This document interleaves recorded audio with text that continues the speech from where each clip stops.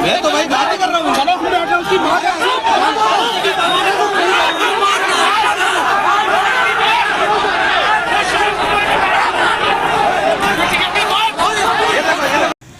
पन्ना जिले की गुनौर विधानसभा क्षेत्र में जेके प्लांट का रुतबा देखने को मिला है, जहां पुलिस जेके सीमेंट प्लांट की चाक चौबंदी कर रही है, वहीं जनता पर लाठीचार्ज कर रही है और गुनौर विधानसभा क्षेत्र के विधायक ने जनता को बचाने के लिए अपनी पीठ अड़ा ली है।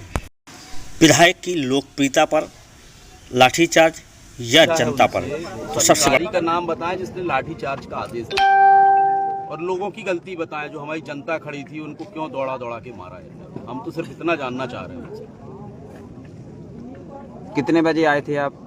4 बजे आया था यहाँ पे। तो लाठी चार्ज कर दी। कितने लोग घायल हुए? 8 से 10 लोग घायल हुए हैं उसमें। जी। अब कब तक बैठने वाले हैं? बैठेंगे जब तक ये पता नहीं चलेगा कि लाठीचार्ज किसके आदेश पे हुआ है। जी। जेके सीमेंट प्लांट के डंपरों से 25वीं मौत होने के चलते चक्का जाम और जनता को न्याय दिलाने के लिए डॉक्टर राजेश वर्मा, गुनौर विधानसभा के विधायक, आगे आए। गुनौर विधानसभा क्षेत्र की जनता पर पुलिस की लाठीचार्ज देख गुनौर विधानसभा के विधायक ने आपा खो दिया और उनको न्याय दिलाने के लिए अपनी पीठ अड़ा ली, जिससे पुलिस कर्मियों या जनता के पथराव के बीच हुए तनाव में विधायक के सुरक्षाकर्मी घायल हो गए।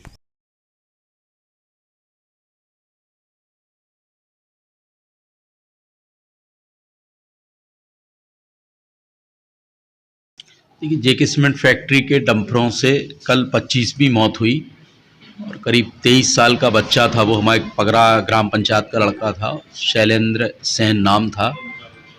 गांव के लोग वहां पे उसका शव रख के कुछ मांगे रख रहे थे कि हमारी ये मांगे हैं और सरकार इसको, प्रशासन इसको पूरा करे। तो हम समझाइश लोगों को दे रहे थे। समझाइश के बीच में पुलिस ने अचानक लाठीचार्ज किया। लाठीचार्ज जैसी पुलिस ने किया तो जनता ने भी उधर से पत्थर बरसाए। हमने दोनों के बीच में समन्वय बनाने का काम किया, लेकिन उसके बाद भी पुलिस का जो कृत्य था वो शोभनीय नहीं था। तो उसके बाद में फिर हम लोग वहाँ पे बैठ गए। बैठने के बाद में प्रशासन से हमारे कलेक्टर एसपी दोनों आए। आके बातचीत करने के बाद में जो विषय थे उनमें विषय महत्वपूर्ण ये था कि चूँकि डंपर बहुत गति से निकलते हैं और डंपर गति से निकलते हैं तो अमानगंज और अमानगंज के आसपास के जितने गांव हैं उनमें सब में बहुत ज़्यादा दिक्कत रहती है। तो उसके लिए हमने कहा कि जब तक बाईपास का काम पूर्ण हो रहा है तब तक आप हमारे यहाँ के डंपर एक तो स्लो निकलवाएं और रात में डंपर निकलवाएं। दूसरा ये था कि ब्रेकर्स कुछ बन जाएं ताकि ये घटनाएं ना हो। बस ये विषय में यहाँ पे मेन था। बिल्कुल सही कह रहे हैं आप, क्योंकि गलती पुलिस की है हमारी, और अगर पुलिस लाठीचार्ज नहीं करती तो पब्लिक भी नहीं भड़कती। लेकिन अब चूंकि पुलिस ने लाठीचार्ज किया तो पब्लिक भी पत्थर फेंके, फिर दोनों के बीच में हमने कैसे करके दूरियां बना के, समन्वय बना के दोनों को अलग अलग किया है।